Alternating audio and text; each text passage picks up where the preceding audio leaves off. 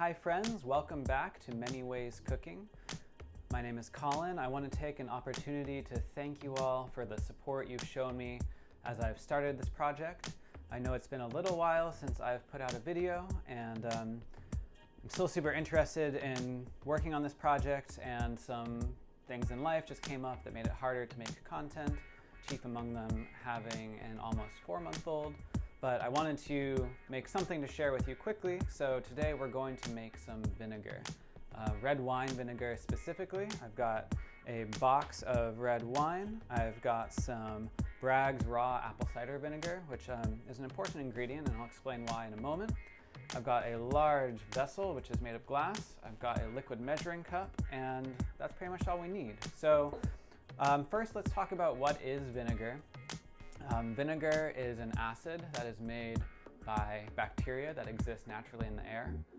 They're called acetic bacteria, and they make acetic acid, which they make by metabolizing alcohol. So if alcohol is exposed to the air and the alcohol content is the right mixture, which is around 6 or 7% ABV, then bacteria in the air will just naturally eat it up and turn that alcohol into vinegar, which is wonderful.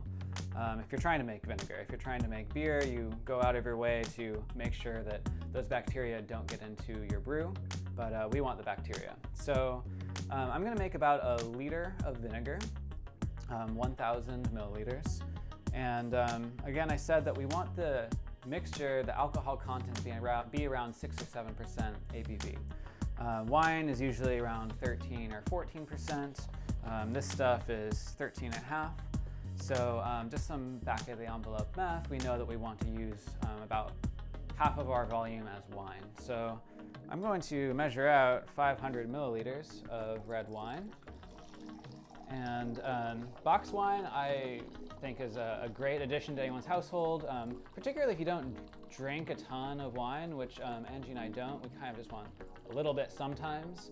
And so if we open up the box of wine, the wine stays fresh, as opposed to a bottle where when you open it, you kind of need to consume the whole thing within a couple days. So 500 milliliters of red wine. And I'd said that we needed to use some Bragg's apple cider vinegar. What we want here is, the reason I like Bragg's is because the vinegar is raw, which means it has some of the live culture, the Acetobacter in the vinegar. Sometimes you'll notice on the label it says contains the mother, right? So the mother refers to the living bacteria that are in the vinegar.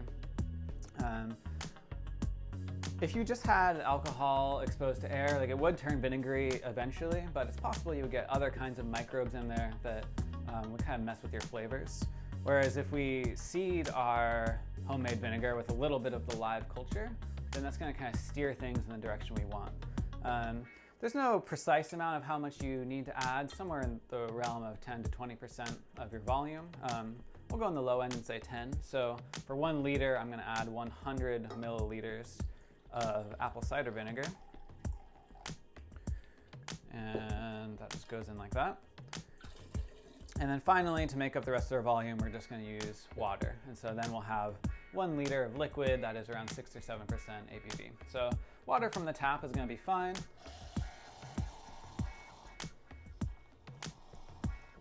I just need 400 milliliters.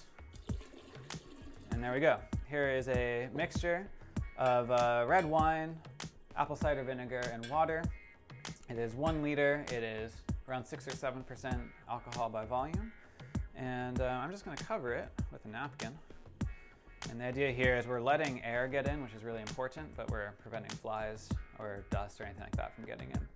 And then what I like about a vessel this size is, A, it's wide, so there's lots of surface area of liquid exposed to the air, which is going to help the bacteria get in. And it's big, so it's really easy to swirl it, kind of aerate and expose the liquid to the air and get that bacteria in. That's really what you want. So there we go. And now all we need is time. So this does take a little while. It takes about a month in order for the bacteria to turn all the alcohol into acetic acid, vinegar. So you just want to set it aside somewhere where it's not in your way, but you won't forget about it. So for me, I'm going to put it on top of my fridge. And whenever I think about it, every few days, I'll just grab it and I'll give it a little swirl. And before you know it, this will be homemade red wine vinegar, which is a wonderful ingredient. It's super easy to make, as you can see. Once I started doing this a few years ago, I just never bought red wine vinegar because I think this tastes much better, even with, super affordable boxed wine. It's just delicious. Really fun to cook with this. I love red wine vinegar with fried eggs. It's delicious in salad dressings, of course. You can add it to soups. It's really an everyday ingredient that I highly recommend you try making yourself. So this is gonna go on top of my fridge, and that's it. I hope you all learned something. It's nice to connect with you all again, and I hope to see you soon. Take care now. Bye.